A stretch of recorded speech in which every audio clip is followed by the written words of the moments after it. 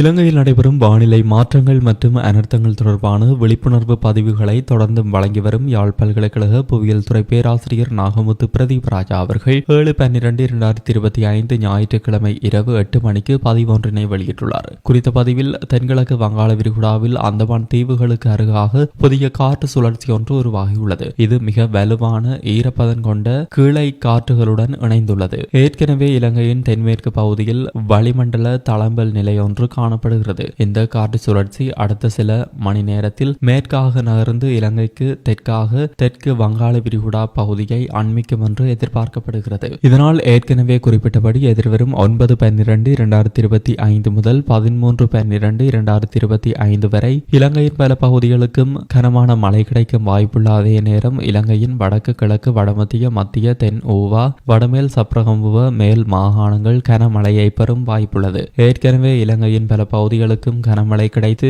நிலம் தன்னுடைய நிரம்பல் நிலையை எட்டியுள்ளது. எனவே அந்த பிரதேசங்களில் தொடர்ச்சியாக 50 மில்லிமீட்டருக்கு மேற்பட்ட மழை கிடைத்தால் அப்பகுதிகளில் வெள்ள நிலைமைகள் ஏற்படும் வாய்ப்புண்டு. எனவே மேற்குறிப்பிட்ட தாழ்நில பகுதிகளில் உள்ள மக்கள் வெள்ள அனர்த்தம் தொடர்பில் அவதானமாக இருப்பது அவசியம். அத்தோடு மலையகத்தின் சில பகுதிகளில் இக்கனமழை நிலச்சரிவு நிகழ்வுகளை தூண்டலாம் எனவும் எதிர்பார்க்கப்படுகிறது. எனவே அன்புக்குரிய இலங்கை மக்கள் அனைவரும் எதிர்வரும் 9/12/2025 முதல் 13/12/2025 வரை கனமழை மற்றும் அதனோடு இணைந்த மண் சரிவு போன்ற நிகழ்வுகள் தொடர்பில் அவதானமாக இருப்பது அவசியம். அனைவருக்கும் இந்த தகவல் சென்றடையும் வகையில் பகிர்ந்து கொள்ளுங்கள். நான் ஏற்கனவே குறிப்பிட்டபடி வடக்கு கிழக்கு வடமத்திய மற்றும் மத்திய மாகாணங்களின் நீர்த்தேக்கங்களின் நீர்மட்டத்தை சற்று குறைவாக பேணுவது சிறந்தது. அத்தோடு எதிர்வரும் 15/12/2025 அன்று மீளவும் ஒரு காற்று சுழற்சி தென்கிழக்கு வங்காள விரிகுடாவில் உருவாகும் வாய்ப்புள்ளமை குறிப்பிடத்தக்கது என்று தெரிவிக்கப்பட்டுள்ளமை குறிப்பிடத்தக்கது.